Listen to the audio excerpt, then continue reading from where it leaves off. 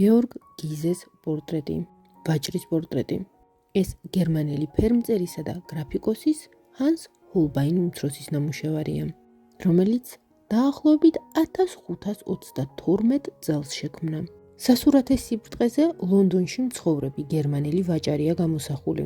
ნამუშევრის შესწავლისას დადგინდა, რომ თავდაპირველად მხატვარს ვაჭრის თავი ან ფასში გამოუსახავს. ჩვენთვის უცნობია რატომ, მაგრამ მოგვიანებით მან ნამუშევარი გადააკეთა. შეცვალა დეტალები და ვაჭრის თავი ან ფასის ნაცვლად 3/4-ში გამოსახა. თუმცა ამ შემთხვევაშიც წინა ჩანაფიქრის მსგავსად ვაჭრის მზერა კვლავ მნახველისკენაა მიმართული. როგორც ხედავთ სასურათის სიბრტყეზე, ვაჭრის მოღვაწეობის სფეროსთან დაკავშირებული არაერთი ნივთი გამოსახა ავტორმა. ფული, ბეჭედი, საკალმე, სასწორი, ზარდახშები, ყუთი, დოკუმენტები, საბუღალტრო წიგნები, მაკრატელი, გასაღები. ეს კი ეგრეთ წოდებული ჰოლბაინის ხალიჩაა. ვინაიდან ჰანს ჰოლბაინ უმცროსი ამგვარ ხალიჩებს ხშირად გამოსახავდა ნამუშევრებში, მას ჰოლბაინის ხალიჩას უწოდებენ.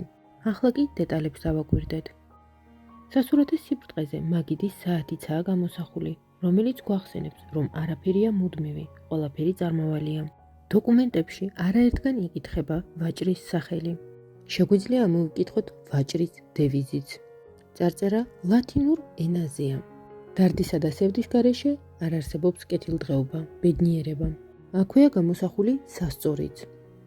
მკვლევართა აზრით, სასწორის გამოსახვით, მხატვარი ხაზს უსვამს იმ გარემოებას, რომ ერთი შეხედვით თითქოს შეძლებული ვაჭრის უზრუნველი, udardeli ცხოვრებაც კი არასტაბილურია. არავინ იცის, რა იქნება ხვალ. ახლა კი გავიხსენოთ სასურათის სიბრტყეზე გამოსახული მაგიდის საათიც.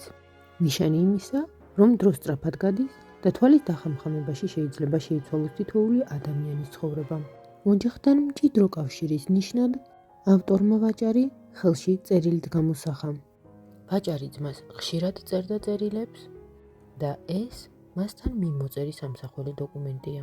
მაგიდაზე გამოსახულ არაერთ ნივთს შორის მნახველის ყურადღებას ვენეციური მინის ლარნაკი იქცევს. კომპოზიციაში მიხაკის, როზმარინისა და რეჰანის გამოსახვას სხვადასხვა დატვირთვა აქვს. მიხაკი შეიძლება ნიშნობის სიმბოლოდ მოვიაზროთ. როზმარინი არის მეგობრობის სიმბოლო, ხოლო რეჰანს დაავადებებისგან დაცვის სიმბოლოდ მოიაზრებენ. ზემოთქმულიდან გამომდინარე შეიძლება დავასკვნათ, რომ მიხაკი სიმბოლურად ვაჭრის საცოლეს, ხოლო რეჰანი იმხანად ქალაქში გავრცელებულ ჭირს გვახსენებს. ნამუშევარი ბერლინის სურათების გალერეაში ინახება.